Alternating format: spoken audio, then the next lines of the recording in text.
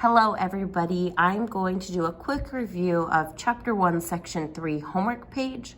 Remember, not every problem that I'm going to go over is assigned to you, but I just want to give you a general idea of how to solve problems that are similar to these problems. So, I'm going to start with the first section, which just asks us to simplify. Using your calculator, we are going to find the square root of different numbers. Remember, to find the square root, we press that second button, the x squared button, which is right above my finger, and then I put the number inside the parentheses.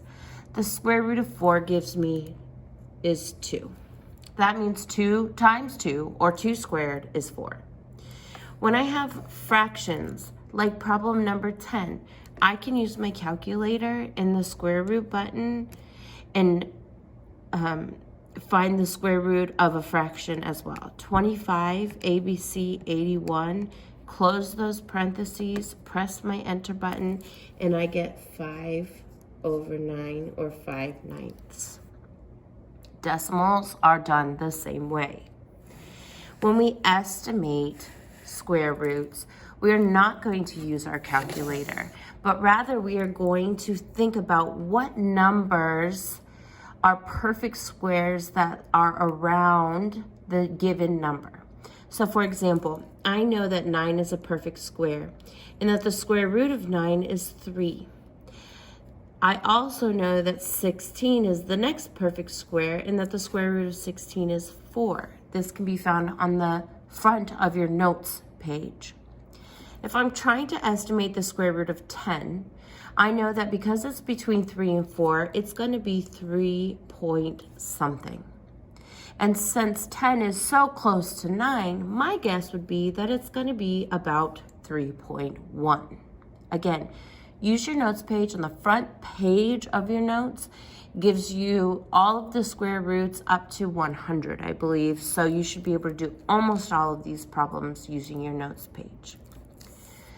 Now, the bottom section asks us to find the approximate side length of each figure to the nearest whole unit.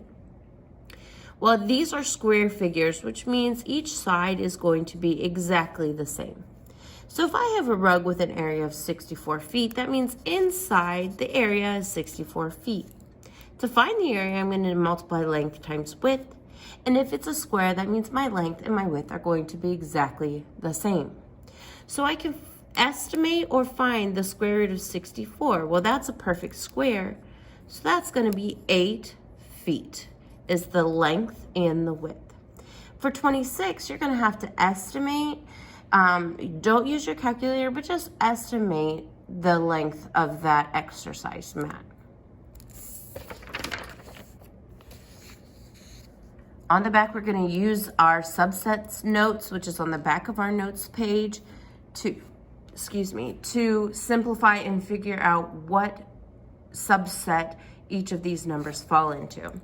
Remember to simplify any fractions or square roots to make sure that you know exactly what that number is.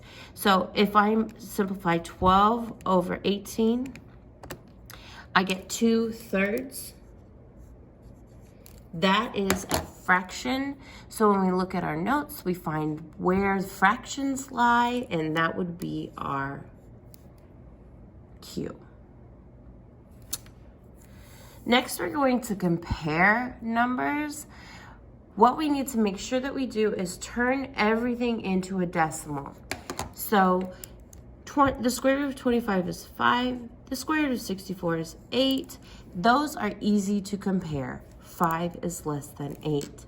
So if we have a fraction, we're going to do 4 divided by 5 to get our 0.8, and the square root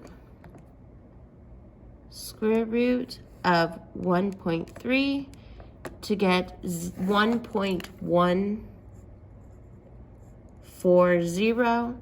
1.8 is going to be less than 1.14. Now, our final activity, the final section asks us to order from least to greatest. Well, we're going to use what we've done up here by putting our fractions and our square roots into decimals and then putting them in order from least to greatest. So think about a number line. Anything on the left side of the number line, the further we go left, the smaller we get.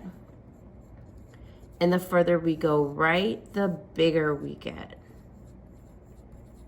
So when I put each of these decimals on a number line, I'm going to find that the negative square root of 121 is going to be the furthest to the left. Then 1.875 will be kind of in the middle, and then the square root of 64 will be far to the right, and so that would be our order from least to greatest. Good luck.